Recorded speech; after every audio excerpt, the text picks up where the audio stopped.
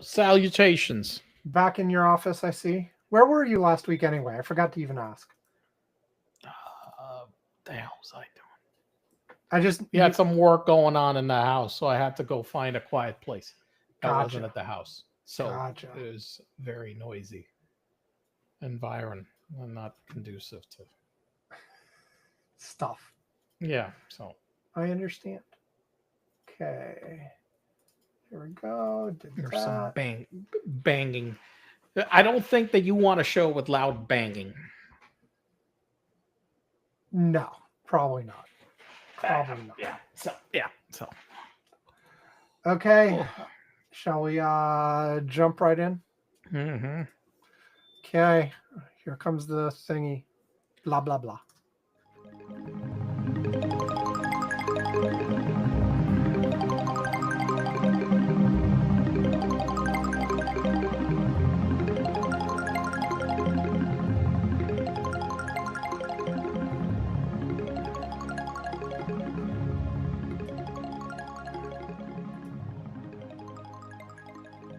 Welcome to Curmudgeon's Corner for Saturday, May 10th, 2025. It's just after 2 UTC. I'm Sam Minter, and Yvonne Bow is here with us again. Hello, Yvonne.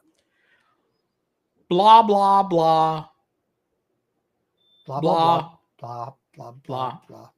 I'm going to try to do the show like just saying blah blah, but not actually like just saying, instead of like, hi Sam, how are you doing? Blah blah blah blah blah blah blah. Okay, it'll be a very entertaining show. Blah. We could both do that. Blah. Blah. Blah blah blah blah. Blah blah blah blah blah blah blah blah blah blah blah blah blah blah blah blah blah blah and blah blah blah blah blah blah blah blah blah out blah blah blah blah blah blah. Okay, I can't do this anymore. No, this sounds like a terrible idea. Okay, so let's go back to the regular format. Okay, all right, good. Yeah, so regular format agenda, but first we will do like less newsy stuff up front, and then we'll do a couple segments of news related stuff. That's what we always do pretty much. It's the thing. I mean, every once in a while we switch it up, but that's normal. So yeah, we do. Sometimes. You want to kick this sucker off? How do I kick this sucker off? Okay. Well, yes, I do have one item of note. Item of note.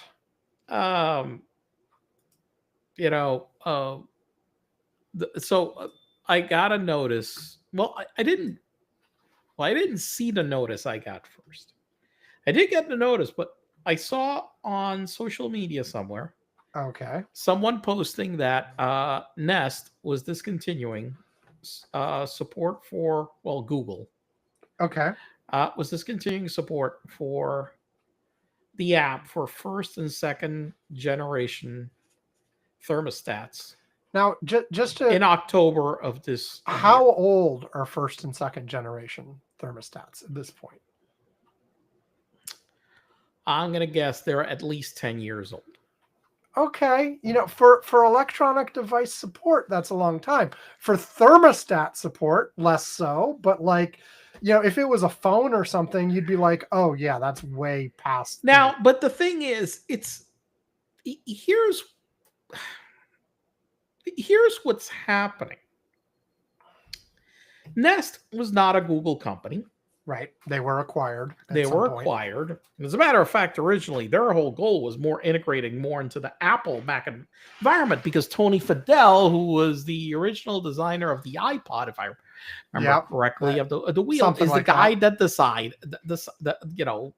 decided to build a Nest, because he went one time, was building this, this place, putting an AC. He looked at the thermostats and he said, this is all crap, which at that time, he was absolutely accurate. All the thermostats that existed were awful. I had what passed as some kind of modern programmable thermostat with a remote sensor but it still sucked. It was kludgy, yes, sucky, but it did what I wanted it to do. I, for example, was able to remotely control the temperature in my bedroom with this little remote control thingy. Yes. Okay, all right, that did that, and I was able to program dates and times. But programming this thing, if you remember, like programming an old alarm clock, in Yeah, the you had days. to like hold the one button and then push the other button, And then and then you could program day. So you gotta go to the day, put the program for that day, go to it was an exercise and it in was patience. and there were some physical buttons and probably Yes. a little LCD screen with not a big display. Yes, just maybe a couple numbers. Yes, and, yes. That's how this thing worked. So this is not easy to manage. Okay. But that was about the best thing I got. I remember that I had issues with temperature control, and I wanted a remote a temperature. You wanted a sensor that would be somewhere else other than the unit, so it can sort of average out across your house or whatever. Because like even now, like we have a fancier one, whatever, that we installed a few years ago. I mostly use an iOS app to control it at this point, not even like the head unit, because Alex broke the head unit. But yeah, but anyway. How the hell do you break a thermostat on the wall? You take it off the wall and you throw it over and over again. That's all. Would do it. But anyway, but I almost never used the actual one on the wall anyway. I always use the app. But the point is that even with that one, it's still the one we have right now. I think there might be options, but we only have the one sensor where it's located. Whereas upstairs and downstairs still have differential temperatures because heat rises. And my daughter specifically always complains about the temperature in her room because she's always got the door closed and it's all locked in. And so like if somebody does something like opens the doors or windows downstairs because it's nice outside, the automatic system will try to adjust to compensate. Correct. And her room only will become either super cold or super hot while the rest of the house is comfortable. So, as you bring that up, it reminds me the event that we had. I don't remember if you remember this. We're at Hampshire Hall, which was, of course, you don't remember. Why would you remember? No. I remember this. I remember Hampshire Hall existed. Yeah, we lived at this building that was, a dump is actually, is a nice term because this place was just, we lived there a year, and I had a really good time living at this shithole. But I lived there 2 years, didn't I? No. Oh, yeah, you lived 2. I lived 1. You lived 2. That's right. Because you lived the first 2 years. Yeah, you lived the first 2 years at CMU. Yeah. Okay. Or maybe, was it 3? No. No. At the 3rd year, we went to Amberson. Well, I had, and then I moved somewhere else. But yes. But, anyway, but okay, we digress. Okay, so some guy went during the middle of winter, maintenance guy doing something, whatever, went downstairs to where the furnace was, and the temperature was well below freezing. Okay, all right, at that time. They left the window open down the furnace room where the thermostat was a temperature, gauge was. Okay. And so this made the furnace blast so much heat into our rooms, okay, that literally there was paint melting in some places. Because it was trying to heat the whole outdoors. Right. But in the meantime, it was heating the rooms that were already warm, not the place where the window was open. Correct. Yes. This was just ridiculous. I still remember going, the temperature it had to be over 100 degrees. Like what I got to what the fuck is this? Okay. It's just insanity. So I understand that. So leaving the windows open like downstairs, that leads to that kind of stuff in other places. And so, look, I got these nests. Now, the thing is that Google had bought Nest, and at first they had built out stuff in the Google, in the Nest application program interface, because they actually had some integration. Third parties could connect to it Mhm. and some stuff. So they had this entire setup for their thermostats to connect, for these security cameras, smoke detectors, all these things that they were selling, and for third parties to integrate as well. But the thing is that Google then later rolled out this whole Google Home thing. So Google Home and isn't the Nest thing that they had. Okay. Okay, right. This is this whole other protocol which allowed other people to build light switches, things, and other things, and whatever. And they still, for a while, it's like I got this. I did put Google Home stuff in my house the last couple of years because I did that to connect most of my places. But the thermostats, the Nests, were still set up in the Nest app. That Nest app talked to Google Home. Okay, so it was kludgy, and so Google decided that, you know what, we rolled out thermostats later that did not. Actually, they did go through the Nest app. They still do, but the main primary interface was to actually go to Google Home. Okay, and so they just didn't want to maintain that old, you know, infrastructure when they built out this Google Home stuff. So they're basically saying, look, we're shutting that down. If you got the thermostats, they're first gen, second gen, which I guess right now, yeah, they are all over 10 years old I mean, at this point. I They're like, understand. you know what? You will be able to use a thermostat as a thermostat at the wall. That won't die, but you remotely controlling the temperature and programming it and any of via the those app and things all this via kind of the stuff. app, that will cease functioning Well, in and October 15th. look, you can understand that at 10 years old. I mean, and this does bring up the dichotomy between like the expectations of older devices. Like, you've, I mean, really, in the olden days, you would expect you set up a thermostat, it's a freaking thermostat, it's going to be there for 50 years. But Basically, yeah. but with like with all of the tech integrations and smart devices and all that kind of stuff, you're fundamentally like there's a tech refresh cycle that is more like 5 years, 10 on the super outside. And so like if you get like the smart connected device, I think the thought that it might be fully functional in 15 years is just not realistic. I think, but you know what? Look, man, I've already experienced this with like car infotainment systems. Okay. Right. I had my Audi, my A6 that came in with built-in 3G connectivity. Okay. Yeah. Well, yeah. Well, 2014, that was like pretty, state of the art to have a car with 3G and a But eventually hotspot. not only was 3G obsolete, they shut the thing They off. shut the whole exactly. And what happened was that all of a sudden, I had Google Earth Maps in that car, and that all was, destined to stop working. Right. Okay.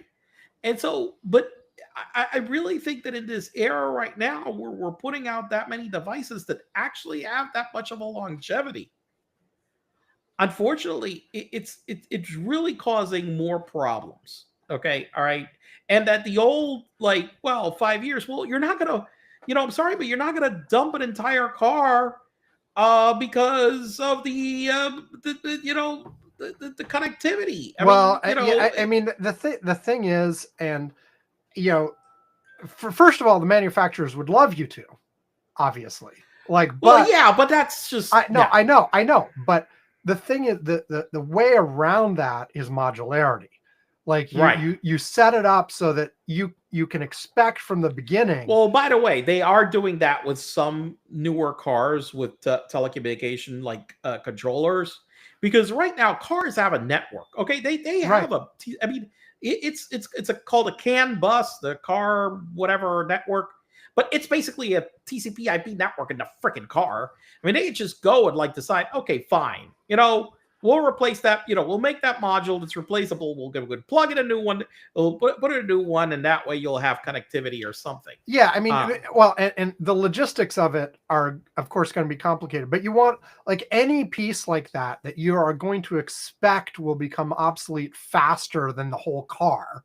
You want it to be able to be replaceable. You want to be able to be replaceable. And you know what? When you go back 30, 40 years ago, with some of these things, it was kind of like that. We replaced car stereos. Okay, right. That was normal. There was that. You pull it out and you push the new one in. And you put the new one in, and voila, we did that. I'll say this is not just cars, right? This is like dishwashers. Yes, washer dryers, like with the whole tendency of all of these things to be connected and electronic and whatever. You don't want to have to dump your damn refrigerator, because it stopped connected to the fucking internet. Right, exactly. I mean, now the thermostat, I'll make given that the thermostat is a module connected to the AC, you don't really have to dump the AC. Okay, right. That's a little bit more pragmatic, where it is that you can replace just that component, and you're not having to get a completely new air conditioner. Yes. So I can see that, but I do think that it's a little bit like, it's quite a pain in my ass. Okay, still anyway. So I went and what now? Google. I saw this online. Yeah, let's get back to the nest. We're moving. I saw this online, and I'm like, oh, Google is sending this thing out where they're sending a coupon for you to be able to purchase the new 4th generation thermostats at a significant discount. Okay, which is over half, if I remember, about half. That's pretty generous. So that was very generous of them. Okay. So I went and I got 2 of them. Okay. So this was like, shit. I mean, it was a big, so I went and I checked on my email, and voila, lo and behold, I did have my offer from Google, and with my discount certificate for about half off for me to be able to get the new thermostats. And I'm like, okay, well, it's 6 months from now. It's not that far off. I've got the damn coupon. Let me go and buy these damn things. Okay, so I bought the thermostat. I replaced one right now, not both of them. The really annoying thing that they did, okay, is that if you, well, I guess. Well, yeah, you probably expected that a lot of people were going to be, if you're doing this thing, you're discontinuing support for that. You probably expect that a lot of people that are going to come in are going to be replacing their 1st and 2nd generation Nest thermostats, okay? Mm-hmm. Especially when you're doing such a generous offer. So the incredibly annoying thing that they did is that the Nest thermostats has a plate on the wall on which you fix the thermostat to. They did not make the plate the same size. And I'm just like, why the fuck would you change the square plate to an oval plate? Why? Why? What? Why? There's no fucking reason. Why can't you just make the fucking plate the same size? So the really irritating thing to me, which I'm sure that nobody else really gives a shit, but I'm sure a lot of people will, but a lot of people are like, whatever, is that when I had to take out the old plate, it ripped the paint. The paint, okay, is not. There are all the. I got an oval new plate versus the other one was square. So now the whole paint is all fucked up around the stupid thermostat. So now I gotta get fucking paint to go and paint all around this because these idiots just couldn't make the plate the same fucking shape. Okay. Really irritating. I imagine there probably was some way you could have made an adapter. I tried. Right? I tried to see if I could retrofit using the old plate. It wouldn't. Even though everything was very similar, it wasn't the same in terms of the wall plate and the little thing where you connect the cables. That's why I was saying some sort of adapter, you could 3D print an adapter or something. I maybe I could have gone through all that trouble if I had a 3D printer and I was inclined with the time, but no, I realized that no, they don't have it. I'm like, fuckers. I'm like, just whatever. I just got to go get paint. like right now. Okay, so I did connect this and I set it up. Um, I you know what? Google makes such shitty interfaces for software. Okay. Yeah. It's just there. it- it- the, the interface is just. eh. And it does come. The display on it is nice.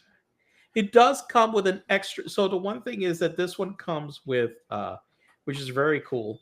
This part is cool. It's got these little remote temperature sensors. Okay, they Okay. look like this. I'm showing to Sam on video. Okay, It's a little circle shaped white thing. yeah. And so it has these little remote temperature sensors. And the thing is that if you have a couple of thermostats, you could also tell it to set the temperature in a way like, hey, come average out the temperature between the two. That's nice. Like Oh, yeah.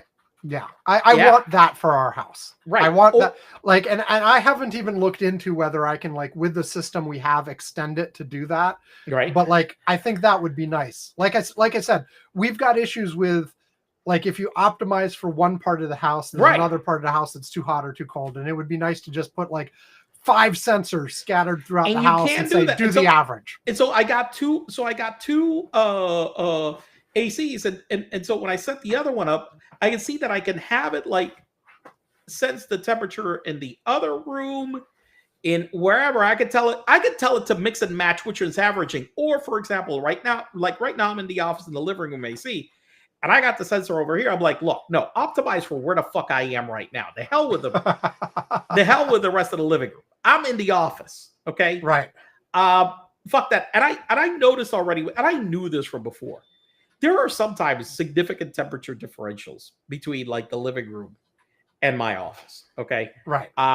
Because of where the sun is coming in, what equipment you have running, hell, even the heat from people in the room, all this kind of stuff. It's like about 4 degrees temperature differential. Okay. Pretty significant. The place is not that big. My condo's not that big. So yeah, so you've got that. So having that is a nice feature.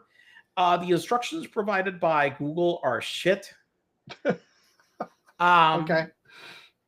I pretty much was able to connect it because I remembered how the old one was connected, but not because of anything of the instructions provided. As a matter of fact, the fucking instructions didn't actually say, here's the idiotic thing. You open the box. There's a little paper sheet in there. It doesn't really say anything other than show you what the contents are. Mm-hmm. Then after I connected it, it says, hey, go to the Google Home app for setup. Then when you launch the Google Home app, then you realize that there are step-by-step instructions to install it on the wall in the fucking app, but you don't see that until after you fucking plug in the stupid thermostat. That prompt is on the display after it's powered up. Right. Which you have to you idiots to get to that spot. Yes. Good Lord. That's lovely. I mean, it's like the old story of sending an installation tape to set up your VCR. Right. I mean, so now that it's all set up, do you like it? Is it better than the old one, or is it just like, God damn it, they forced me to do this for no benefit? Is it better? Well, with the Nest thermostats, and this still has those features. The AI features, whatever. Listen, Nest was a learning thermostat. It learned based on how you set the temperature, days, times. It learned your patterns, and it did certain things. It had sensors to detect whether you're home, not home. It used certain other devices to figure out, you know, See, to the I'll tell you, to do those things. all that sounds cool to some degree, but like all I want on mine is to set it at a temperature and say, this is where I want my house. Leave me alone. Okay, now you can do that. Okay, I'm sure you so can. That's sort of basic. no, Like, well, no. You say that, and that's not exactly. Listen, the old Nest thermostat did not have a temperature hold feature, and that was okay. an annoying thing. Okay, Oh, okay. you couldn't just say you know, hey, hold the temperature at this for how many days, and I had other thermostats that did allow that were programmable, and this one didn't. I'll be Okay, honest. We got ours, and I basically set it at 70. And the only times we ever touch that are like if something's going on, like when the person who comes to help clean our house is in here and working hard, she turns it down to like 60 while she's working because she's gets all hot. so does our cleaning lady. Yeah, and then it goes back to 70 when she's done. And then otherwise we leave no, it but we're okay over here. We're all fighting about the temperature. well, and you know, now Okay, so now you that say set it to 70. Listen, don't give me that shit because my wife. I was sitting today. I was playing some game on the table, and she's like, I'm freezing and I'm melting." well, there are a couple things here. One, I'm doing it less lately, but there was a phase where I was constantly getting hot or cold, and I was futzing with it. Okay, Ah, and so I was like, you know, it. I know it's 70, and I'm 70, but I'm hot. I'm turning it to 68. right. You know, or sometimes the other way, like, you know, it's 70, I'm cold, I'm turning it to 72. But lately I've been doing much less of that and keeping it 70. But you know, I mentioned But also, you've been going to the office. well, true, but also I was going to say, since the head unit has been broken, I don't even know where it is anymore. It's not on the wall. No, it is on the wall. It just doesn't work anymore.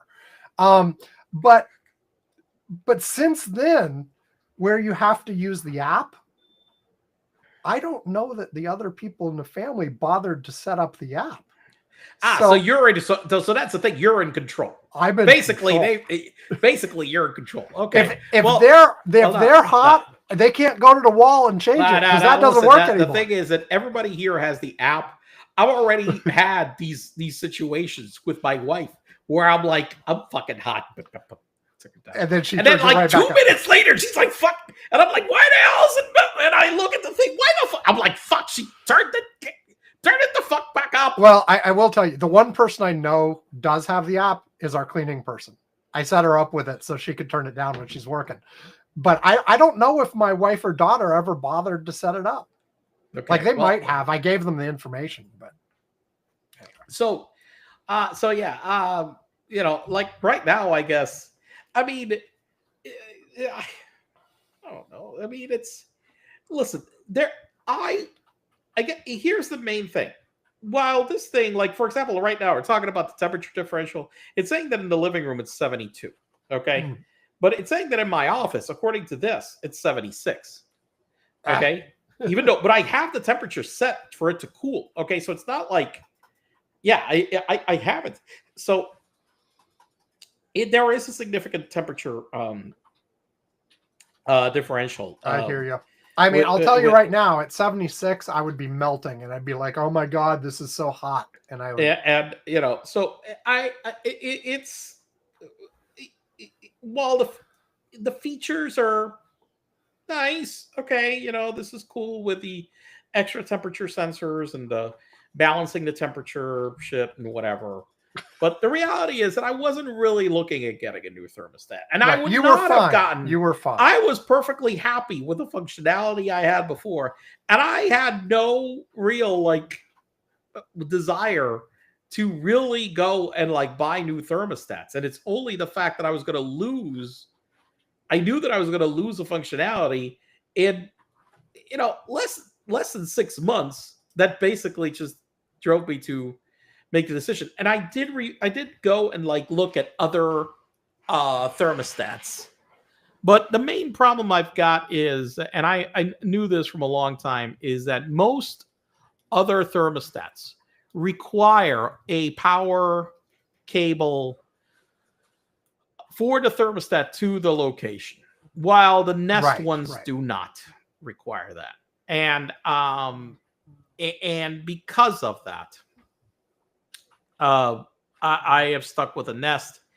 Ecobee requires it, which is the one that I mostly considered. It really does require it, so I would have to get an electrician or somebody to go and spend a ton of money rewiring that shit. And I'm like, nah, I'm not. Aside from the fact that I didn't want to change the fucking thermostat in the first place, now I'm gonna go fucking spend money on a damn electrician. No, fuck that. No. Okay. No. I'm like, I didn't want to do it in the first place. Shall we move on?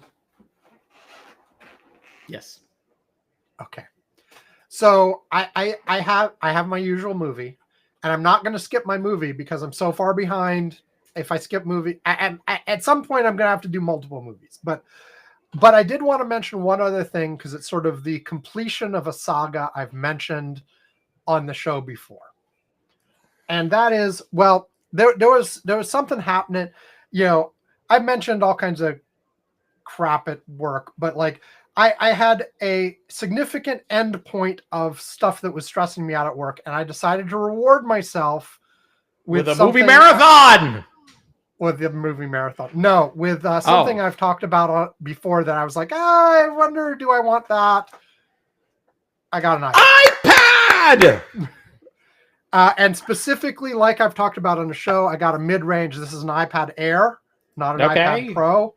I didn't go bottom end with the iPad. I didn't go top end with the iPad Pro. I got an iPad Air. And like we talked about on the show before, I didn't like splurge on a whole bunch of memory either. Like I didn't go to the absolute bottom. I got 256 instead. Like the bottom of the iPad Air is 128. I like my other devices like have, I think my phone has 512 or something, but I looked at what my phone was using and I was using less than half of it. Now I usually, when I buy a device, I like take what I'm using on my current device and double it and say, I want at least that much headroom, because if I keep this a few years, maybe I'll want more. But as per like, what we talked about, it's like so much is in the cloud these days. Yeah. Like, and I'm using less than 256 on my phone right now. I'm like, I'll just get the 256. Like, and see, and so anyway, I've only had this a few days. The judgment has yet to be made of whether I will consistently use this long term. Because this is another reason why I didn't want to get like an iPad Pro or something. Is like, I'm like, I've had this like, I think I want an iPad again notion in my head for a while, because I had an iPad a long, long time ago and then it died and I never replaced it because I was like, with the max size phones, I've got a pretty big screen here. It's doing everything I wanted to do, but I kind of wanted one. And, but I wasn't sure exactly what I'd end up using it for. And so far, like I said, I've only had it a few days. So it's sort of like, I am using it a lot right now, but I don't know how much of that is the novelty of having a new device and being like, oh, I'll use the iPad. Ooh, I'll use the iPad, as opposed to habits that I'll build on a long-term basis. I got to tell you that I've had this iPad for 6 months, and I am using it so much more than I had been using my old iPad. And that has remained you have a Pro though, right? Case. Yeah, I do have a Pro. But remember, my other iPad was 9 years old. Right. It wasn't exactly, the latest and greatest one. Okay. Yeah. But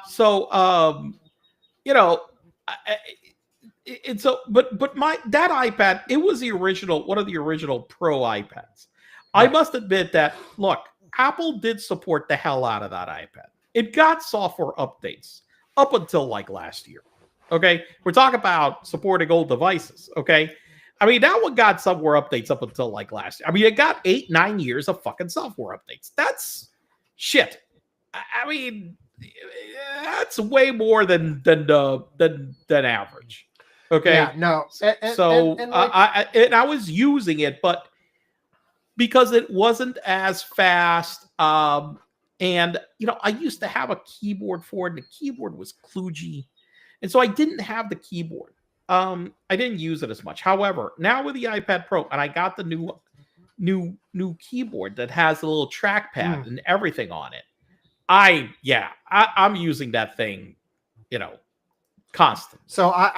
So I did not get a keyboard. I did not get a pencil. I have a laptop. I'm going to use. I this did get a as pencil, tablet when and use it. by the way, I've used it to play around, and I've never actually used it. Actually used it.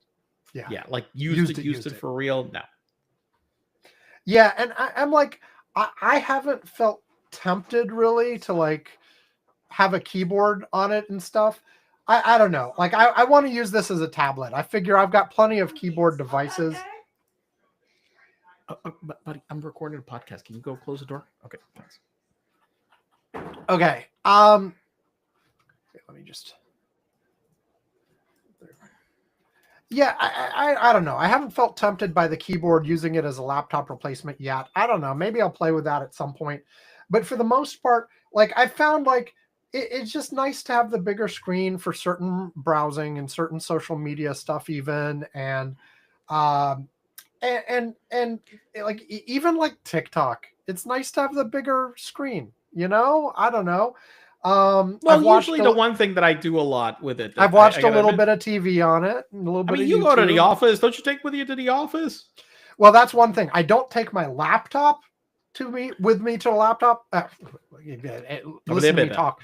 I don't take my laptop, my personal laptop, with me to the office, but I have been taking the iPad with me to the office. There you go. And so when I'm at lunch or whatever, and I want to just scroll my media instead of doing my phone, I've been doing it on the iPad. Exactly. And it's a lot bigger. It's you can read a lot. You see a lot and more. I found also I've been heavily resistant to even looking at my personal email on my phone. I've done it a few times, but it's kind of a pain. I found I'm a little bit more willing to do that on the iPad than I am on the phone. So I've been trying to keep up a little bit more. I mean, we've talked about my email issues before, but I don't know. It's good so far. Like I said, we'll see how it plays out over time. But several days in, I'm enjoying it. And I got blue. I got the blue color. You got blue. And honestly, this is the first time I've gotten a color separate from. I always get whatever the gray is.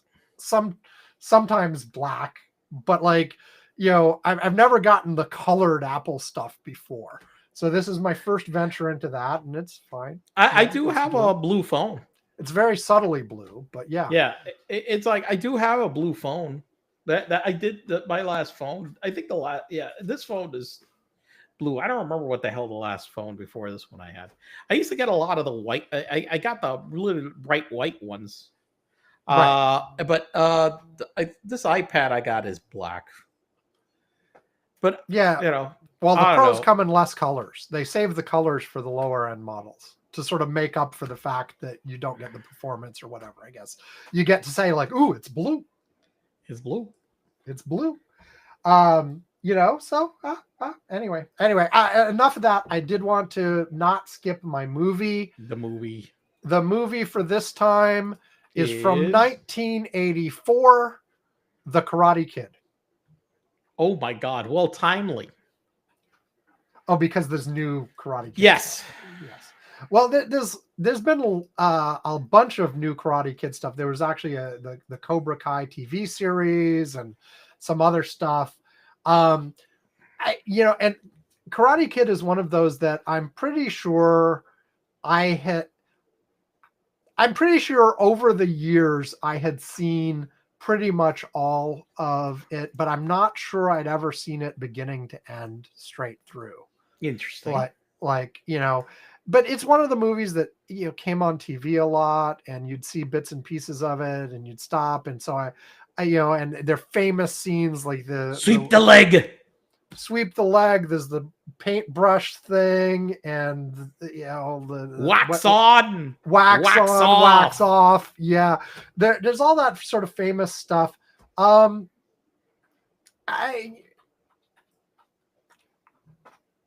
to me, this did not like stun me. I'm gonna give it a thumb sideways, because I hadn't like been a fan of it and watched it a lot when I was younger. I don't have the big nostalgic connection to it like that some people might have. That like, oh, the Karate Kid, it's like big nostalgia, whatever. I didn't have that because I didn't really watch it at that point. Like I said, I feel like I knew all the bits and pieces, but not because I was a fan or I watched it straight through. It was sort of like by osmosis because it existed in the culture.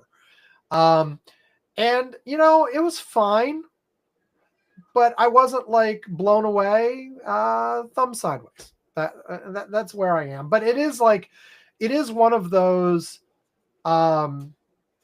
classic Gen X cultural films that like I guess was part of the zeitgeist of our generation at least. And so I guess it's, if you haven't seen it and you're roughly in our generation, Gen X-ish, then you probably should. Or even if you saw it decades ago, maybe it's time to revisit again. It had a few sequel movies, and like I said, there's been more recent sequel TV shows, and there's a new sequel movie coming out, and there's a whole franchise now. Let me look at the franchise now. We had for films, we had The Karate Kid in 1984, Karate Kid Part 2 in 86, Karate Kid Part 3 in 89, then the next Karate Kid in 1994, then a new The Karate Kid in 2010, and the one that's coming out this month is Karate Kid Legends. Legends. I was going to say Legends. And then there were two TV series, a Karate Kid TV series in 1989, and then Cobra Kai that went from 2018 to 2025. And I don't know if it's over. I am pretty sure I did not see anything beyond Karate Kid Part 3. Okay. And I do remember for some reason, there have been multiple video games too. Oh, well, I did not play any of those, but I do remember that I took as one of my first dates with this girlfriend that I had that you met in Pittsburgh, that I met in Puerto Rico. I took her to that movie. Okay. That she actually came to visit me while I was in Hampshire. So I remember that movie. I remember the girl. Yeah. So vaguely. you met, yeah, vaguely. Hey, at least you remember Sabina. You remember Sabina. So I went, and that was like one of I think the first movie as a date that I took her to was Karate Kid Part 3. And for some reason I remember that. Okay. But I remember a whole bunch of other things. Why the fuck? I don't know. So you remember the date, but did you like the movie? I remember that I thought the movie was you're talking about like Part 3, but no, yeah, well, I do remember that the movie was kind of like. What did you think of the first one?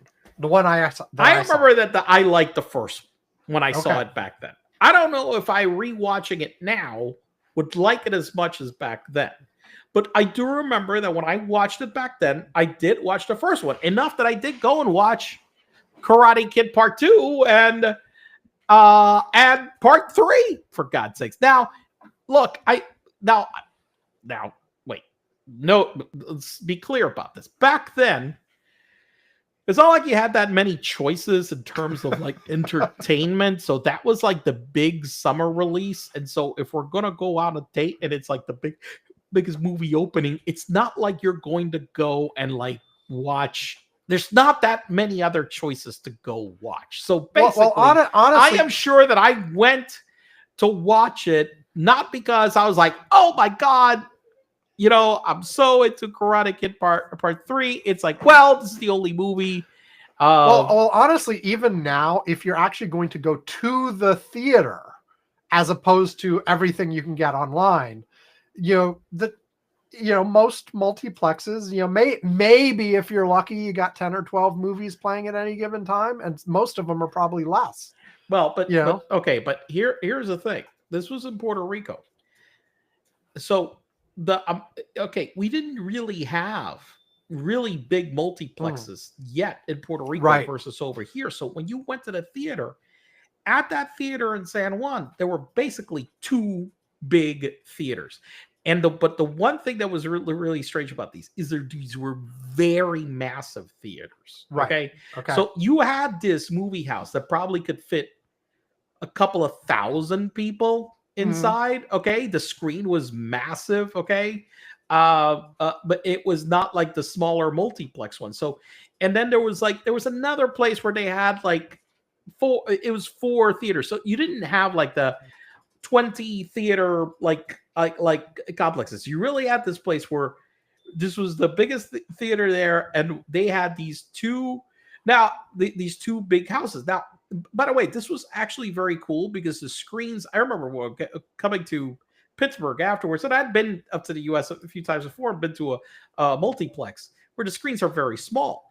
Yeah, I remember that it was like realizing, holy shit, the screen there was a period of time where they were packing more and more theaters in and getting smaller and smaller screens. I think that trend is reversed now, and we're back to bigger screens and bigger. But there was a time period where you'd get the theater with 12 screens, but every screen, like practically the screens were the size that you have at home these days. Not quite, but not that much different, to be honest with you. So not like back then where this thing was, I mean, it's just the side of a fucking building where you were looking at this movie. Okay. Literally. Okay. So anyway, Karate Kid original, thumb sideways for me. Okay. Yeah. All right. So, and that's it. Shall we take a break and then start hitting our more serious thingy bops thingy? Slapping it. Slapping what, Yvonne? What are you doing? The subjects. Oh, slapping it. Okay. I was going to say you really should do that in private, but okay. We should try to slap it in private. Yeah. Okay. We will be back right after this. Do. This podcast is sponsored by AlexEmzilla.com. Alex Emzilla is great. It's on YouTube, and it has lots of fun videos. Alex Emzilla is awesome and great. I love his videos, and they are obviously better than Curmudgeon's Corner. Well, they're funnier. They're more interesting. And frankly, he seems at least a little smarter than either of the hosts of Curmudgeon's Corner. Honestly, it's ridiculous how endlessly talented and phenomenal Alex Emzilla is. That's how great his YouTube channel is. AlexEmzilla.com. Yes. Do. Okay. Yes. Okay. I know we didn't put this on the subject line, but I'm looking okay. Well, it's your turn to pick. Go for it. Well, all right. It's breaking news at the moment. And I know you had talked about this earlier in the week, that you saw that nobody else was covering this except the BBC. Oh, India, Pakistan? Yeah, Pakistan accuses India of firing missiles at 3 of its air bases. Pakistan military says some Indian missiles got through defense systems. Pakistan is launching a retaliatory action against India. This is the last a couple of hours. So just to be clear, it's blast not that has yet identified Sheikh Hotel. Okay. Airspace in Pakistan closes temporarily as India shuts airports. India shut all. There's an airport shut down in India right now because of the. So let me clarify what you said. It's not that no place else was covering it at all.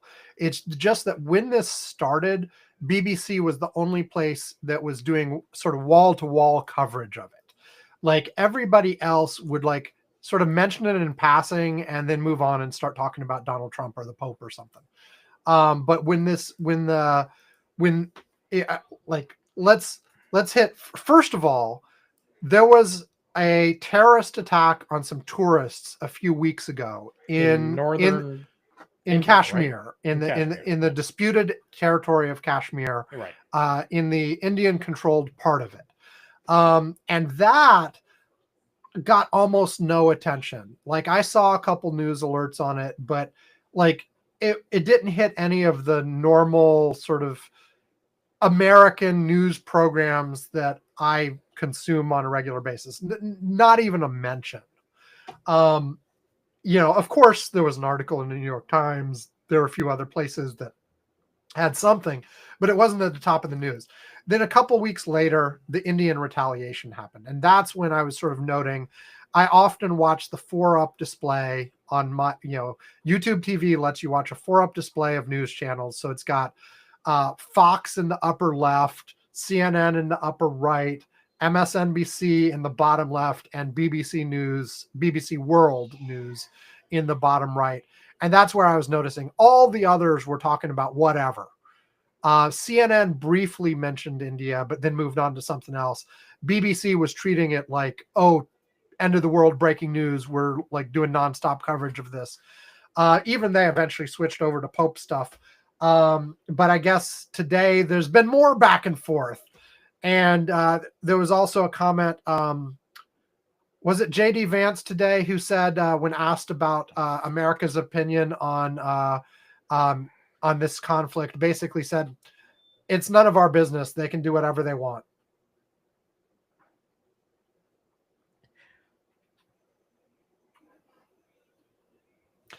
Whereas, like, some people were hoping that the U.S. would actually try to intervene, and not militarily or anything, but try to help with the, like, hey, let's calm this down. Can we come to some sort of arrangement? Blah, blah, blah. There was various international organizations have said things like that. Let's try to calm it down and see what we can do. But I guess it's been escalating anyway. What are I've been busy the last few hours. I mean, you just rattled off a whole bunch of new developments. I went and I was looking at my social media, and somebody was saying that they were scared about this, but it seems that so these are the breaking news from the last a couple of hours. It started with Pakistan accuses India of firing missiles at 3 of its air bases. A spokesman for Pakistan's military says India has fired missiles at 3 Pakistani military bases. India has not commented on the claims. In a live TV broadcast aired by state television, Lieutenant General Ahmed Sharif Chaudhry warned India that it should wait for a response. Okay. Then the Pakistani said that some missiles got through defense systems. And then Pakistan said it's launching a retaliatory action against India. Then this is from reporting from Srinagar, Indian-administered Kashmir. This is an Indian territory in Kashmir. Blast as yet unidentified Sheikh Hotel.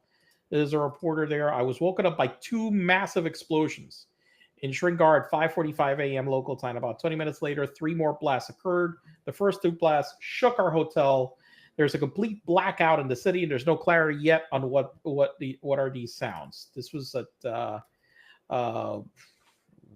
half an hour ago. Airspace in Pakistan, an hour and a half ago. Airspace in Pakistan closes temporarily as India shuts airports. Shortly after reported strikes, which Pakistan claims were Indian and hit 3 of its air bases, Pakistan Airports Authority closed the country's airspace to all traffic until midday local time. In the last few moments, Airports Authority in India has announced it's closing 32 airports across the north and west of the country until the morning of the 15th of May, basically for 6 days. This is, Jesus, okay? So that's a long time. Eyewitnesses report hearing explosions near Srinagar Airport. So yeah, it seems like India launched missiles at its air bases, and Pakistan is doing a retaliatory strike on them right now as we speak. Well, and look, here's there's a couple different thoughts on this. One, of course, is that it's not like India and Pakistan have been at peace for decades. There have been periodic conflicts between these 2 countries going back since these 2 countries existed. Mm-hmm. So on the one hand, you can be like, oh, okay, here they go again. They'll have a little mini war. They'll exchange some missiles, and then it'll calm down. And cross your fingers, hope that's what happens. But on the other hand, both these countries have nukes. And if it is escalating rather than calming down, it is a matter of concern. Now they've gone to war before since they both were nuclear powers, and it has not escalated to the use of nuclear weapons. So you've got to hope that leadership in both countries knows not to go there, knows that it's in neither one of their benefits to move to an all-out war. They instead, do some tit for tat over the border and then call it done for a while. And, so we hope. Yes. But, and look, I'm not even going to pretend that I know a lot about what the hell is going on there. And the details of the conflict between them. Well, look, I think, it's a territorial dispute. It's been ongoing for decades, and these. Yeah, exactly. But I don't know. But I don't know all the details of that. Does everything dispute, happen with any of these? Well, the details. Look, this goes back to how the partition. It goes back to the partition. Yes, it goes after and where the line where the line was drawn, and this particular province is has a greater Muslim population than the rest of India, and so Pakistan thinks they should have it. Yes, that's basically it's the same dispute. Now, the one thing that, of course, is a flare up, and it's a flare up. Why is this like now something? It's because of something that history has showed is the kind of shit that starts wars. There's a terror attack. There's an attack, unidentified. It's on Indian territory. Here's the thing. This is another one where there is an organization that claimed responsibility for it, but the Indian government says no, the Pakistani government was behind it. Right. The Pakistani government says no, we weren't. We had nothing to do with it. The Indians made an attack that they said went after the training bases of the organization that carried out the attacks, but the Pakistanis are like, no, you hit a bunch of civilians, including children, blah, blah, blah. And so it continues, but what I was saying is that, my thing is, if you look in history and how many conflicts have started. Look at like the Spanish-American War, World War I, right. They start with the something Gulf small. of Tonkin, something. This is the kind of like an event that. But let me look. I looked up the Wikipedia page on Indo-Pakistani wars and conflicts. So there was the Indo-Pakistani War of 1947 to 48, the Indo-Pakistani War of 1965, the Indo-Pakistani War of 1971, the Kargil War of 1999, and then we had smaller conflicts, the Kutch conflict in 1965, the Sai-Chen conflict from 1984 to 2003, and then they have a list of skirmishes, which are smaller. They've got one from 1986 to 87, one in 1999, one from 2001 to 2002, one in 2008, one in 2011, 2013, 2014 through 2015, 2016 through 2018, 2019, 2022 through 2021, and now what they're calling the 2025 India-Pakistan standoff that began on April 23rd, 2025. My point in that list is just that it's a long list. It's a long list. Yeah. No doubt about it. It's a long list. But, so I do think, always, these guys escalating always gives you a little bit of heartburn. Well, yes. And this is the same thing where we were talking about, could the situation in Israel, Gaza escalate to something that encompasses the entire Middle East? Could the situation in Ukraine escalate to something that ends up being a superpower battle between the U.S. and Russia with direct conflict? And here we have superpower battle. Who's the other superpower? Yeah, I hear you. Well, China. Oh, okay, all right. No, and then here we have like, could this blow up into, a full-fledged, do they start using nukes on each other, And all of these things have the potential of escalation. And that's what, look, we should be concerned anyway, even if they don't escalate. Wars are wars. Wars are bad. Like, there are people dying that don't need to be dying. But the worry of escalation is always the big worry. Like, what if this turns into not just some skirmishes, but something huge? Look, I will say that I had a lot of, I'm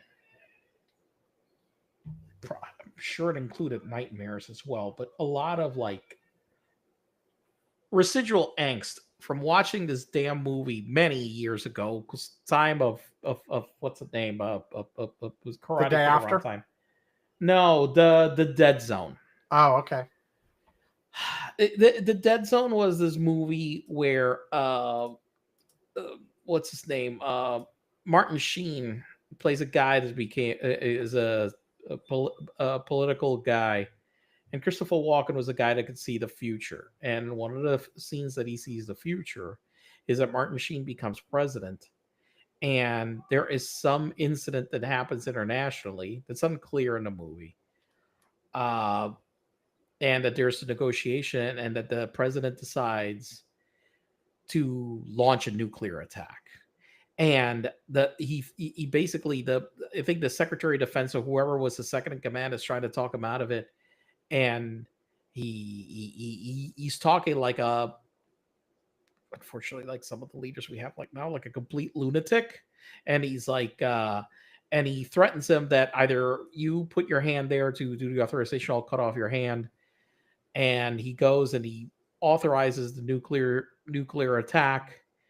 And then he lets reporters and others come up, and they say, hey, and some people that are on his staff, hey, we think we have a way of resolving the situation. And he goes and he says, the missiles are flying.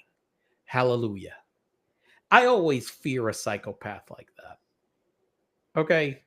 I think that is more the thing that scares me is some crazy bastard that is in charge of a country with nuclear weapons decides to do that. I guess that is like my worst fear. This was the Dead Zone from 1983. Yes. With let's see, Christopher Walken, Martin Sheen, Anthony Michael Hall. Yeah. And it was based on a novel from Stephen King. Yes. And a few other folks.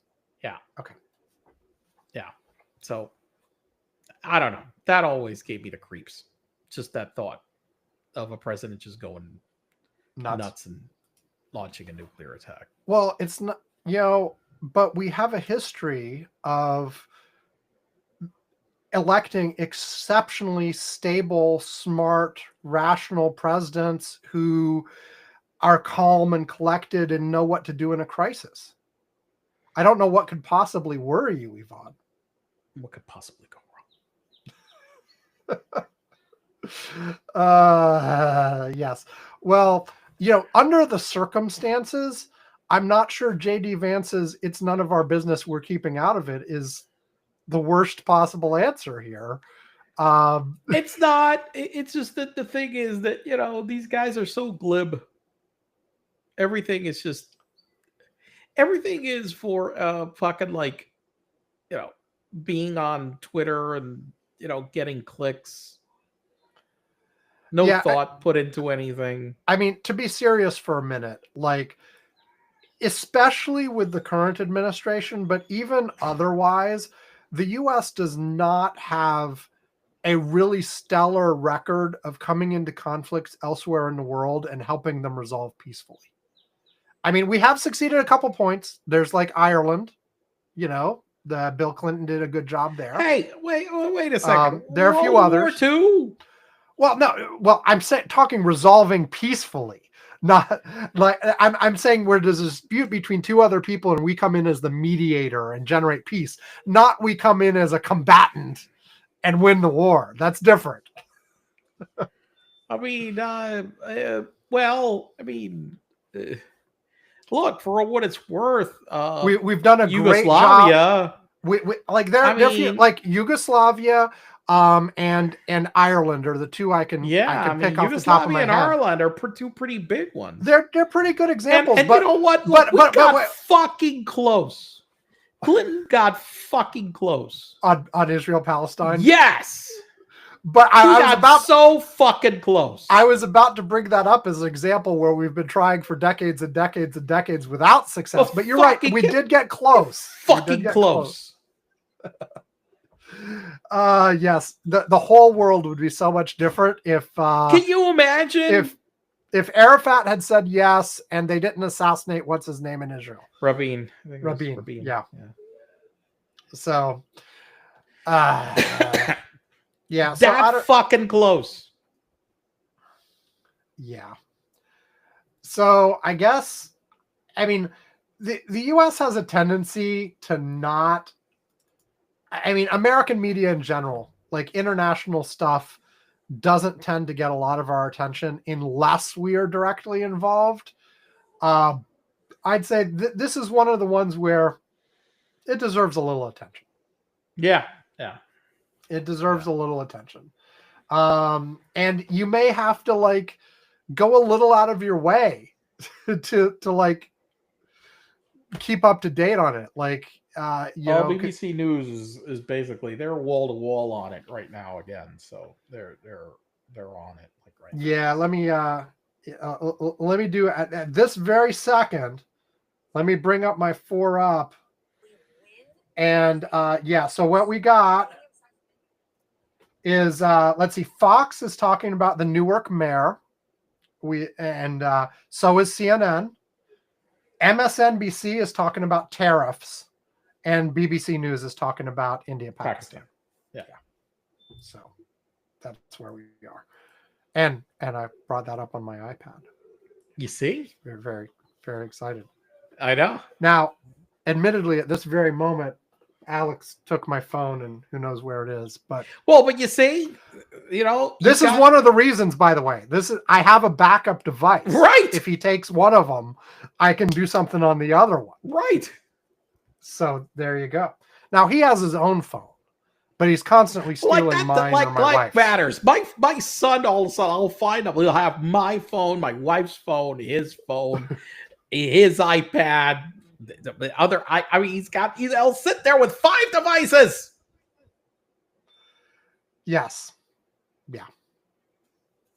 So, Anyway, shall we take another breaky break thing? So I will say, where did I put that? Where'd my window go? Hold on. There we go. So the next thing is a wiki of the day, and I will mention it is about. Let me make sure I'm correct here. It is a different border conflict. So first of all, the current popular wiki of the day is still a day old and it was the 2025 India-Pakistan strikes. Okay. But there should be a new one on the new Pope by now. But in addition to my rule of wiki of the day can't repeat more than once every 100 days, which of course is this is new Pope. They weren't in the last 100 days. I have another rule to avoid the situation where there's defacement or graffiti on a Wikipedia page. I won't if the Wikipedia page has been edited in less than the last half hour, then I wait until there's a half-hour gap between edits. And since Pope Leo XIV was picked as what would be the popular wiki of the day for Friday, May 9th, it was edited very, there has not yet been a moment where there has been a full half hour go by without edits to this page. Like at this very second, it has been 2 minutes since the last edit to that page. Ah. So That's not there. But no, this is a featured wiki of the day instead. And it is not India, Pakistan, but it is on the border conflict between Eritrea and Ethiopia. Oh, that's one So- that I'm sure JD Vance is really more worried about. Sorry, no, it's not featured wiki of the day. It's from random wiki of the day. Anyway, here you go. Enjoy and learn. Do. Hello, this is long form Danielle. I'm here to let you know about Sam the Curmudgeon's other podcasts, the Wiki of the Day podcasts. Wiki of the Day comes in 3 varieties: popular, random, and featured. Each highlights a new Wikipedia article each day. They just pick the articles differently. This week on Random Wiki of the Day, you would have heard this summary for Eritrean-Ethiopian border conflict. The Eritrean-Ethiopian border conflict was a violent standoff and a proxy conflict between Eritrea and Ethiopia lasting from 1998 to 2018. It consisted of a series of incidents along the then disputed border, including the Eritrean-Ethiopian War of 1998 to 2000 and the subsequent Second Afar insurgency. It included multiple clashes with numerous casualties, including the Battle of Girona in 2016. Ethiopia stated in 2018 that it would cede Baden to Eritrea. This led to the Eritrea-Ethiopia Summit on July 9, 2018, where an agreement was signed which demarcated the border and agreed a resumption of diplomatic relations. That's it. See? Fun, entertaining, and educational, right? Okay, now look for and subscribe to the Wiki of the Day family of podcasts on your podcast playing software of choice, or just go to wikioftheday.com to check out our archives. Now back to Curmudgeon's Corner. Okay. Do. Oh. Do. I didn't wait for the do. My bad. Anyway, You should know that. I should know I know that. about the do. The do. The da. It's a song, and I can't remember the rest of the lyrics, but it's good. That's Okay. That's nice. So anyway, what shall I talk about? Look, we have immigration stuff going on with the arrest of the mayor in Newark. We've got the release of one of the grad students who are actually, a couple of them have been released, of the grad students who were locked up by ICE. We've got more legal stuff on that. And we've got Steve Miller. Is it Steve Miller? I was forgetting. yeah. Anyway, he's talking about how the administration is discussing suspending habeas corpus because courts keep telling them that they have to give people habeas corpus rights, and they're like, screw that, we don't want to. They apparently haven't made that decision yet, but they're talking about it. All this stuff. But I think what I'll go with, and we got the new Pope. We have a new Pope. American Pope. The one thing I'll say about the American Pope is the interviews with his brother are really fun. Like, Yes. his brother's talking about him, and like, he's like, when's the last time you talked to him? Oh, I talked to him right before all this happened, and we played Wordle and Words with Friends, and oh, by the way, he's a White Sox fan, not a Cubs fan, and blah blah blah. His brother's a character. At one point, like, some TV network was interviewing his brother, and he got a phone call from the new Pope while he was talking, and it was like, oh, hey, good to talk to you. By the way, you're being recorded right now. Yeah. And so I guess they didn't have a full conversation at that point. Anyway, it's kind of amusing. But no, I think I'll go with what I said last week I didn't want to talk about, which is an update on the whole trade and tariffs and all this kind of situation. And specifically what people have been talking a lot more about in the last week is the reduction in the volume of shipping coming into American ports. That is, the appropriate amount of delay after the tariffs were initially announced, and how, like, this a few weeks from now is likely to lead to supply issues. Like, A surge. Okay, we had a look, surge we with had- people we- trying and- to yeah get ahead of it. in March. We had a record-breaking trade deficit. Okay, we had a Well, we had a the other a April. record low trade deficit, right? no. In terms of like, oh no, you're right. Sorry, I'm confused. We Yes. imported way We input more than way, usual way because more than usual. everybody was trying to get ahead of the tariffs. Correct. And now- and look, I'll tell you some stories about crazy shit that I've seen with this kind of stuff. Okay, I remember 30 years ago, I had a friend of mine that had a factory that made certain latex products, and there was a certain category of latex products that was going to be all of a sudden banned Was it condoms? from import. No, it wasn't. It was gloves. Okay.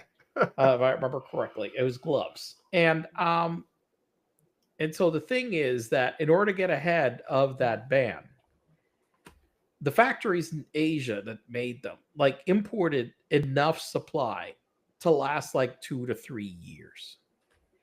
Okay. And that what that meant was that anybody before that manufactured locally in the US got crushed by this massive inventory of low cost ones that were imported to beat the damn headline. It was going to take years to work off that inventory, and so therefore, if you were trying to make gloves in the U.S. and sell them, you basically were fucking completely shit out of luck because there was such a massive supply of like cheap ones that came in and gutted that.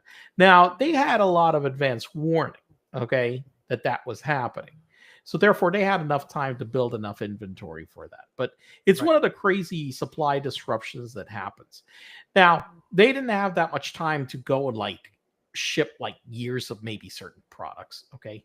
But what many manufacturers did, including Apple, for example, and other large ones, is Yep. that they said, look, we're going to right now try to get as much product as we can for the short term in order to, to try to beat these tariffs.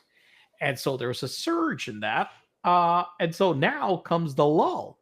And, people are saying, it's this bullshit or whatever. Well, the guy who heads the Port of Los Angeles was on an interview on Bloomberg. He's been flat on out TV a telling lot. you, listen,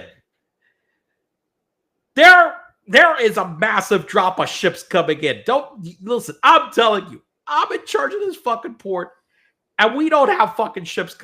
We don't have a lot of ships scheduled to come in right now. Okay, Right. So, And I've heard this guy talking too. Like they have his dashboards and stuff include like who's leaving Asia. And so they have basically they know several weeks in advance. Takes Based about on the 30, 60 days. Depends on the like a month to 2 months. I think he actually said 45 days. They have a 45-day view that they usually look at. If I would have said 45 days, I would have right. Why did I say 60 days? Exactly fucking 45 days. Okay, yes. Yeah, so he has a 45-day view that he's always looking at. And he's like, look, I knew like right after the tariffs were announced that there was a drop because we started to see that drop right away. And of course, it takes those 45 days for that to start showing on this side of the ocean. Right. And that's where we are now. And oh, by the way, even if everything was reversed tomorrow, that means you've got at least that long a delay, probably more, before things start reversing again. Look, this is the same shit as the supply shock, the supply shocks and demand shocks that we had with the pandemic. It's the same fucking dynamic, okay? It's exactly the same. And, like I saw from the ones specifically auto parts manufacturers, okay? Mm-hmm. I was seeing this is one guy that was talking about how the last shipment that he cleared customs, he had to pay such a huge amount of in tariffs in order to clear it. And that basically he didn't have another order in place. And that at some point he was going to start running out of these parts because we just can't afford to buy them. Right. now. And so this is the supply shock that he's put in place. Fucking President Moron Now, just was to be- saying the other day. Yeah, did you yeah. hear what he said? Did Well, you hear what he said? What the empty? Well, empty yeah. ports Well, meant? Sorry. Oh gosh. This is exactly what I was going to say. Donald Trump was asked about like the fact that the ports are empty and all this kind of stuff, and is he worried about this? And he's like, no, because before we were losing trillions of dollars. Now we're not doing business, so we're not losing trillions of dollars anymore. This is good because, and here's the fundamental thing you have to remember with this is twofold. One, Donald Trump believes that paying for something is always a loss. Always.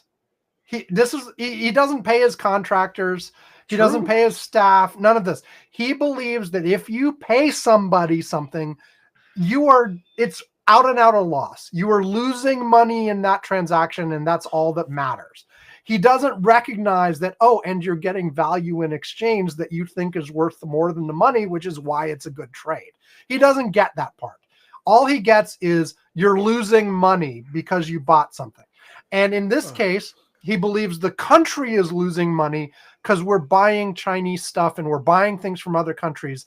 And the whole strategy he has around tariffs starts to make more sense if you realize that fundamentally he thinks buying things from other countries is out and out bad. And a fundamental goal of his policy is that we should not be buying stuff from foreigners. Period. End of story. And anything that can make us buy less stuff is good. Look, the harsh reality of this stupidity is going to be presented itself to the American public in a not too distant future. Okay. Where we are going to be experiencing once again shortages, delays, things, higher prices, much higher prices. It is just utterly fucking moronic. And by the way, they said that they finally got one trade deal. That was not the UK, really, yes, but not really. Oh, but I heard both Trump and the UK Prime Minister Starmer, both of them said this is wonderful and amazing and a great deal. So what are you talking about, Yvonne? Are you disparaging this amazing deal? Well, I'm disparaging the amazing deal from the fact that this isn't even a deal. Right. This is an agreement to negotiate a deal, not even a real deal. Okay, so start off with that fact. Okay, and then even the things they agreed to negotiate are terrible. Yeah. Yes. They're terrible. And one thing, by the way, that Donald Trump seems to have made clear over the last few days is the 10% global tariff on everybody is not negotiable. Like even if some of these reciprocal tariffs get reduced, probably not eliminated, but reduced, that 10% on everybody global worldwide, he's not budging on that. I mean, for China, by the way, China. He's got us. He had a revelation, I guess. Well, no, the latest was that he's like, we feel like negotiating down from 140% or whatever the hell it is right now, down to 80 would be reasonable. Well, that's what I'm saying. That was his revelation. He said something along the lines of like, I'm starting to like 80. Right. Like 80%. What the fuck? Listen, this lunacy will not end until Congress goes and pulls the fucking authority from him. That is the only way this is ending. But Congress will not act until this is a complete shit show. That's the reality that you've got. They will not have sufficient pressure on top of them from people being pissed off until this shit show hits the American people. Well, and even then, I wonder. But like, No, but there I'm is a telling you, level listen. of pain that will do that. There is Listen. a level. The American public has shown almost zero level of tolerance for economic pain. Well, yeah. Well, the thing, and we've talked about this before, is that I still feel that before Congress would get to the point where they would actually do something like that, Donald Trump himself will declare victory and back off on his own. Like he would not want the embarrassment of having Congress actually slap him down. Republicans. Well, he'll have, yeah, but it'll have to get to the step of like them having to go through the motions in order of for doing him. that. Yes. So he will somehow declare one of these fucking victories that he loves declaring. You know. Right. But it might be that he does that at a point where that pressure is still private. But it has to be at the point where, like, if he sees no way out, if he sees like my own party is going to slap me down if I don't do something, he will back off before they actually have to do it.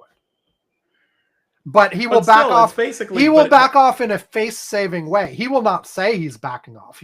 He will declare victory. No, he'll declare victory. Well, just like this UK thing, and I'm sorry, I sort of I took you on a tangent, but you were talking about how the UK thing was really nothing, and maybe you can talk more about why it's nothing. But nevertheless, this is a case where Donald Trump is declaring it the greatest thing ever, and they've reduced tariffs a certain amount, and blah blah blah. This is his MO.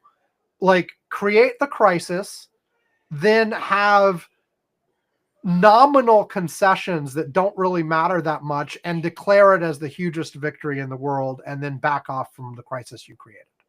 No, the reason I said it's just not a victory. I mean, they're still applying tariffs on vehicles. They're still applying tariffs on products. They really, the UK, which had almost the lowest level of tariffs on our fucking products, they're still getting hammered. And by the way, I believe the UK was one of the countries that we actually had a surplus with. Yes, probably. I'm sure it was. And so they're getting completely fucked. Okay. And the reality is that they went, and it isn't really a deal anyway. All they did was agree.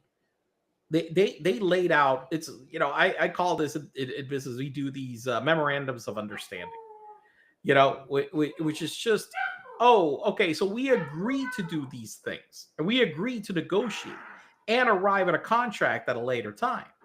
But as I've been told many times in sales, if I arrive with a fucking, listen, I don't even try to write an MOU anymore, because I cannot book a sale with a fucking memorandum of understanding.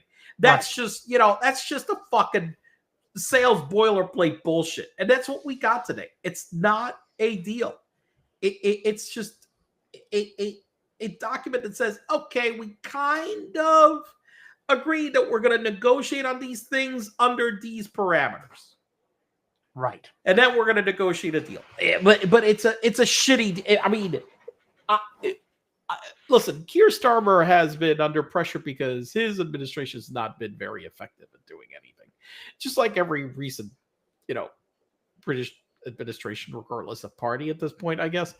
And so he was under pressure to like try to provide some kind of victory. And I think he wanted to declare a victory, even though honestly, they got fucked. Well, the other thing that people have pointed out. Well, let me extract any. Well, they did, but let me change that. They didn't extract anything from this. Well, let me say this, because this is another part of the how you look at it. And Starmer actually said something along these lines, because at his press conference, the British press was pushing him on this, because yes, potentially the terms are better than they were a couple days ago, right? But they weren't good. They're still much worse than they were pre-Trump, right? Right. So it's like, you on a scale of 0 to 100 of how bad it was, let's say we start at 0, Trump took you to 100, you managed to negotiate back down to 80 or something. Yeah. So basically. yes, it's better than it was a few seconds ago, but it's still horrible, and it's still worse than it was a few months ago. And I'm not sure you can get to better than you started as long as Trump is around, and as long as his ultimate objective is we don't want to import stuff. I mean, fundamentally, that's his ultimate objective. We don't want to import stuff. Although apparently he was like, Rolls Royces are okay. We can import them. Oh yeah, the rollers are good. Yes. That's hey, we need we want those. I'm like, the fuck. My bank seems to think, speaking of British cars, that I definitely am like a lot, quite a lot wealthier than I see myself as, because it gave me this thing where I'm in my Chase bank account. It says, hey, are you interested in a McLaren? A McLaren is a, ridiculously expensive, like, we've got these programs to help you buy. Oh my God. I'm like, what are you sending me? Fucking, McLaren? Really? What the hell? I'm like, so yeah, but I guess now with Trump's tariff deal, I can get a better deal now, Sam, than I could a week ago, but not better than the one that I could get while I was under Biden. Right? Yes. Okay, that sounds awful. Yeah. So, what I keep hearing different things about how far away before we really feel the pain of all this stuff. Like it feels. Hold on. Okay. Yes, I was just going to say, it seems like for over a month now, people have been saying a couple more weeks, and then you'll really feel it. And where are we really on this at this point? Before like there are obvious effects that like average person shopping would notice. I mean, I know some prices have already gone up. I mean, it's going to be about 90 days really before this is. It's going to be like summer. Listen, we're going to get another hammered. 90 days. Yeah, because I keep like through July. It's really. I literally keep hearing people say like before the end of May, we'll start seeing empty shelves and higher prices. I think you'll start seeing some, but what I'm going to say is that the brunt of the effect is going to be really hit in late June, July, like right for the summer, which is going to be great. Everybody's going to have a fantastic summer. Because like Ford already announced that car prices they're going to have to, they had first said, hey, we're cutting prices, blah, blah, blah. And I think they were trying to do that to create favor with Trump. They realized it didn't work. And so now they already quietly announced, we have to raise prices on July 1st.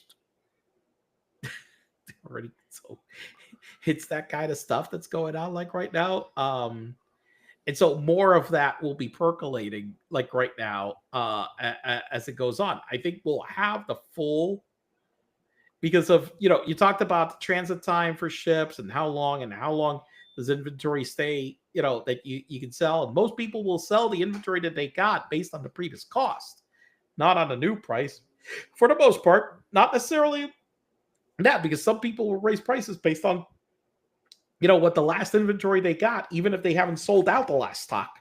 Okay.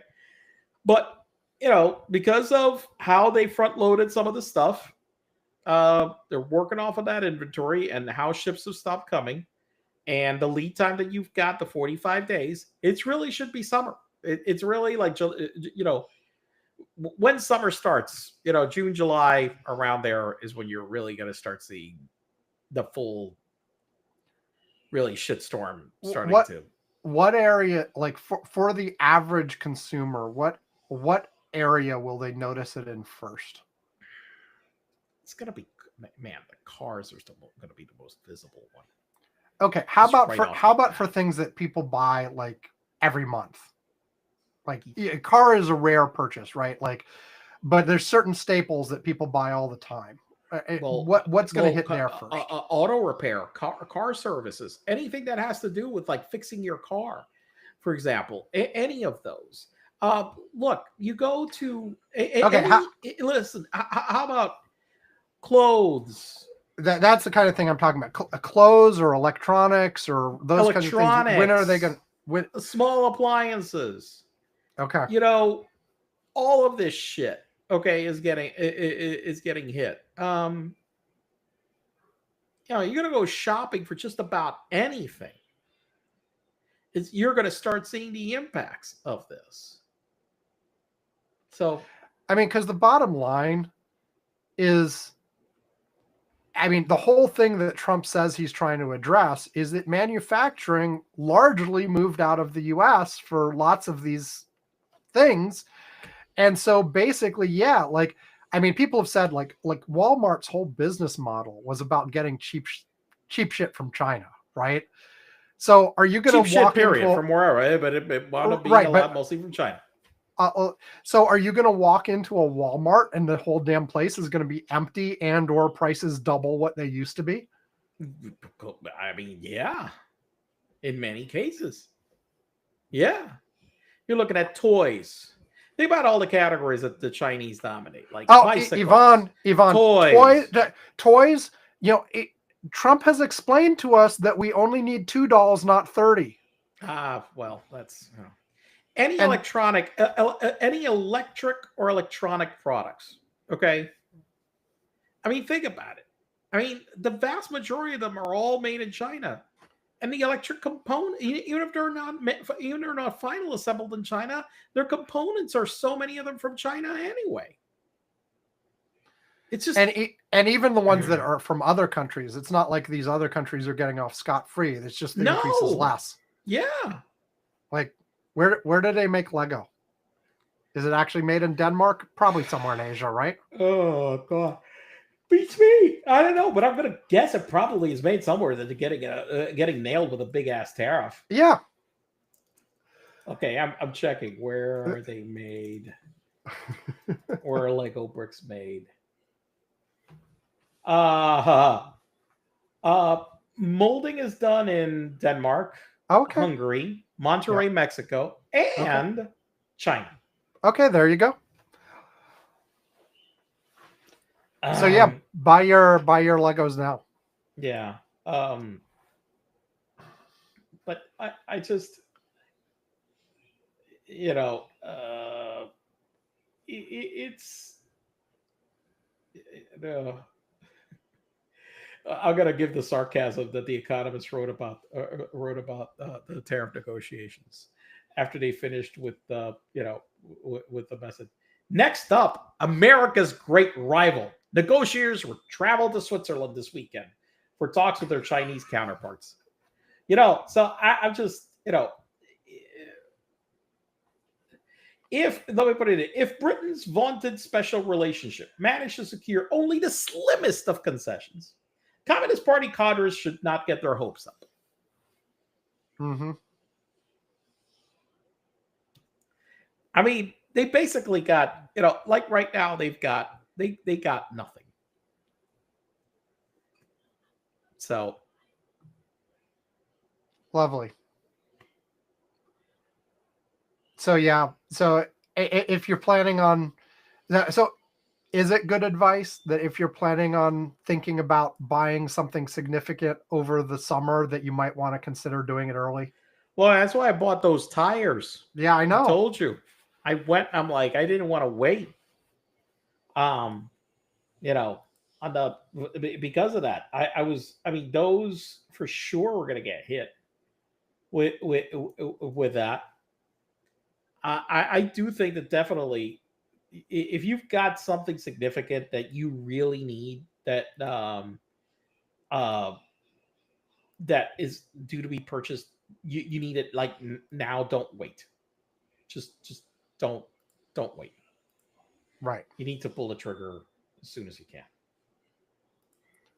But Yvonne, buying anything, spending money is bad. It's just a loss. You shouldn't do that. So you just don't buy stuff, right? Just don't buy stuff. You just steal it. Well, that's what Donald does. Well, that's what Donald does. I know. He gets people to give it to them, and then sometimes by promising to pay them. But the That's key true. is not to He actually do it. Yeah, he does promise to pay and just doesn't actually pay. I'm actually checking to see if the price of my tires already went up by any chance. Let me see. Let's see, because I know that let me see. Let's see if this is the case. All right, filter. All right, let's see.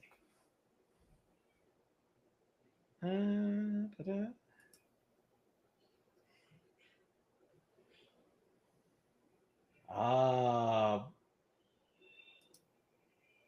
Shit.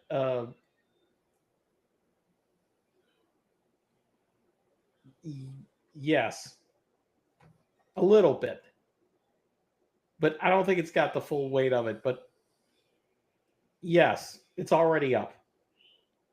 Okay. So there you go. There you go. Okay. With that, shall we wrap things up? I guess let's. Well, we don't got. I mean, Anything else we're we didn't mention? we're a little shorter than we usually are. So if there's something else that's really hot on your mind, let's do it. Well, no, we'll wrap it up. We got Newark Mayor, we got habeas corpus, we got stagflation, we got. Well, they did release the Newark Major. Finally, I saw it after like 5 hours. Yeah. I don't know, man. I still said the one thing that I said about the Newark Mayor thing. They arrested him and then they released these assholes just for intimidation purposes. I said that if I'm the New York Mayor and the sheriff reports to me, I'm showing up at that fucking place with an entire battalion of sheriffs, and I'm fucking starting to arrest the fuck out. I'd show up with the entire battalion. I'm like, oh, we're all arresting all of every employee I see, you're under arrest. Why? In prison, false imprisonment. Charge all these people. Charge them all. Fuck it. Drag every single one to fucking court. Drag them, shackle them, drag them all. Okay? They want to fuck like this. If it were me, that's what I would start doing. Because that's the only way to get these people to you think this is a joke? We'll start dragging your asses to jail. Okay? Yeah. I don't know. People need to start with that attitude. Pritzker said this. Some very people need to start with that attitude to fuck this shit. Okay. Well, some very if we actually had this is sort of first shots fired, the feds arresting a local official, and they harass some Congress people too. If you start getting local people arresting feds, you're going to have some crazy stuff working out in the courts as that works through. But I mean, like you said, it's sort of like that's the kind of thing people want to see. We want to see you fighting. And yes, that means doing unorthodox stuff that's going to cause conflict, that's going to cause issues in the courts. You may win, you may lose, who knows? But they want to see you pushing to the limits, not just politely saying, this is unacceptable. Exactly. Right. By the way, the mayor of Newark was actually pushing that to a certain extent. He was saying that they didn't have a certificate of occupancy. He was we're there to tell them that they need to shut down the place. So that was part of the whole reason why he was there. And what I'm saying is, hey, if that's the whole reason, escalate it. Then shut them down. Then shut them down. Right. Drag them, arrest them, shut them down, shut the place down. Fucking it said this place is unlawful. It cannot be occupied. Throw them all the fuck out. And by the way, the people that did the false imprisonment, arrest them all. Well, and here's the key. I'm all for the aggressive tactics. Go up to the limit of everything you can possibly legally justify, but don't do what they're doing in terms of do things that are blatantly illegal and wait to be stopped. Exactly. No, you go you find what you look at how much can I push the law on this right now? Let's push it all the way. Right. So, and then let the court stop you. But exactly. Go up to that line. Don't go blatantly over it. Exactly. Right. Yeah. I wouldn't suggest that the Newark police just come in guns a-blazing and shoot all the ICE agents. That would be no.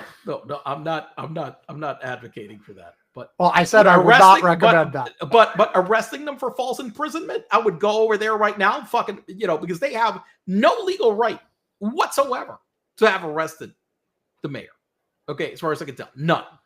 I would go over there right now, have them charge them all with false imprisonment, arrest them the fuck all, drag them out to jail. Well, honestly, I thought you were going further with that and say the false imprisonment was the immigrants they were rounding up. Well, I'll take that too. Yes, add that too. Absolutely. Now in some cases they may have legal authority to do so, but it seems clear. But one that it seems clear that lots of the cases they don't. Right.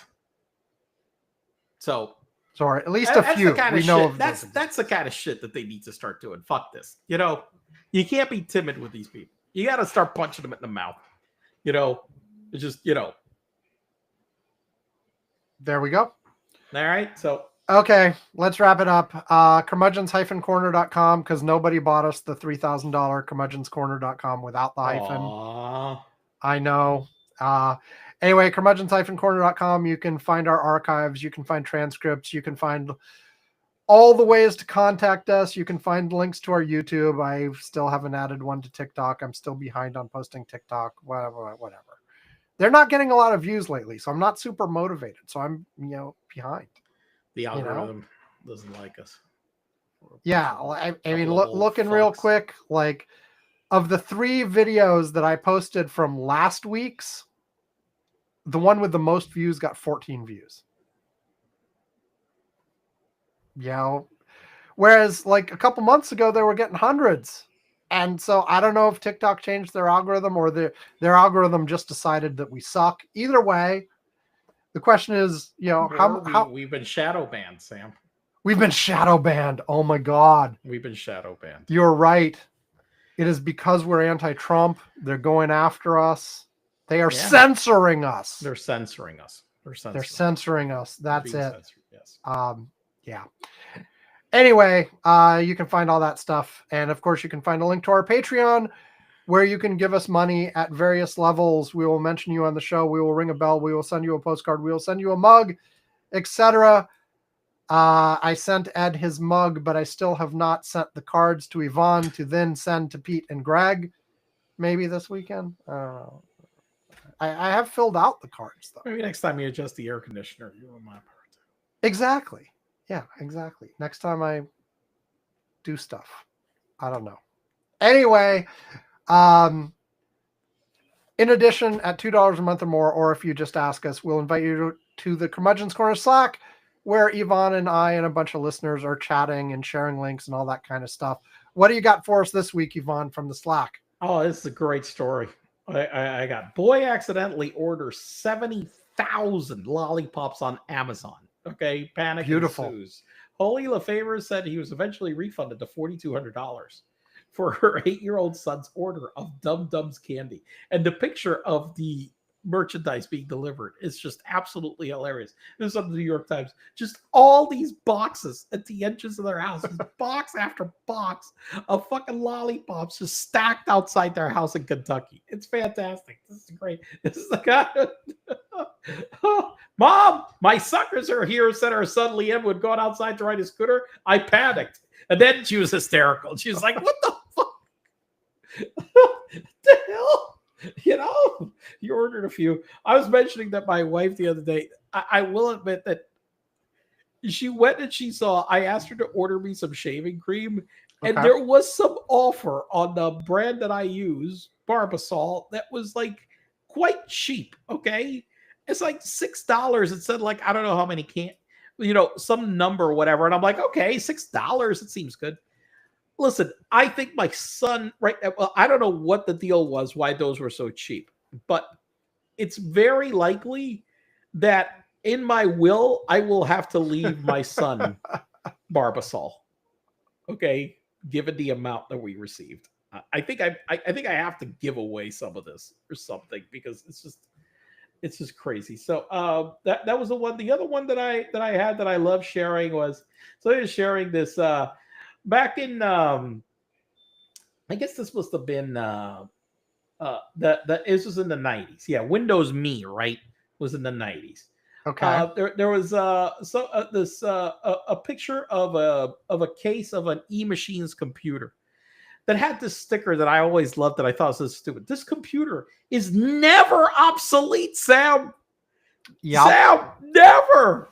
Never. The E-Machines computer will never be obsolete. Now, I will note, if you look carefully on the sticker on that, the piece that makes it that is that they were having an offer that you could upgrade the machine annually for like $99 a year.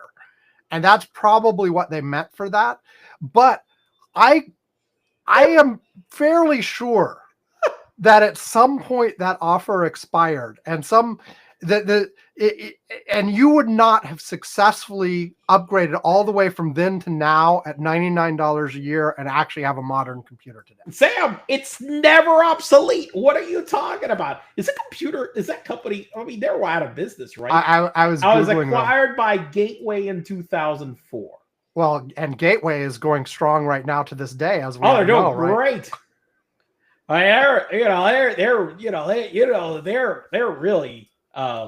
They're really killing it. Okay, what happened to Gateway next? I think it got bought by Acer. I think I'm looking at here. Purchased by Acer. Yeah, Acer in 2007. Yes. For basically less money than Apple sells in one day, $700 million. But they still maintain the brand. I'm like going to gatewayyusa.com and you can still buy. Yeah. Acer was still making some stuff, but a couple laptops, an Android tablet. Never obsolete, Sam. Never obsolete. Mean, it's like fast, reliable internet access powered by MCI UUNet. Of course. The world's richest internet content provided by Netscape. Surf, email, invest, shop, chat, travel, and more. This thing had a Intel Celeron processor with 32 megabytes of RAM and a 10 gigabyte hard drive and a 40 times speed CD-ROM, because that was, remember how that multiplier on the speed of the CD-ROM was always like, so, it's 40 times, 80 times what? Yeah, I know it's standard speed of the original CD, whatever. Yes. Okay, yeah, no, I get that. But, it's like 3D AGP graphics, Sam, we tell you. I mean, listen, this thing, state of the art, we tell you. Never obsolete. Never obsolete. Are we done? We're done. Okay. You should get one of those machines. Should try to find like a fully working one to see, But next week's podcast we'll record. You will use that machine. Well, on Netscape, what the hell, version 3.0 or something, whatever. Something. Windows Me. As far as I remember, that was not remembered as a great operating system. I believe your memory is correct. Yeah. It was one of the ones that was regarded as a mistake, right? Basically, yes. Where people were warning, don't upgrade to this. No. Stick with what's older or wait for the next one. This sucks. Yes. Okay. Yeah. Wasn't Windows 98 or something in that category too? Didn't that one have like Bob, which was the one that had like Bob? I thought Bob was its own thing. Like, they had like Bob was its own thing. We had the assistant. We had Clippy. We had Bob. I actually like Clippy. Well, now everything's Clippy, right? Like they're sticking Clippy in everything. Like that basically that's what ChatGPT is, right? Basically, I know. Basically Clippy. So anyway. All right, we're done. We're done. Thank you, everybody. Have a great week. Stay safe. Have fun. Blah, blah, blah. All of the things I say. Thanks to the one person who's watching us live right now. It's not me. It's not you. They just started like 13 minutes ago. We appreciate you. The actual podcast will be out later this weekend. Goodbye. Here's the music.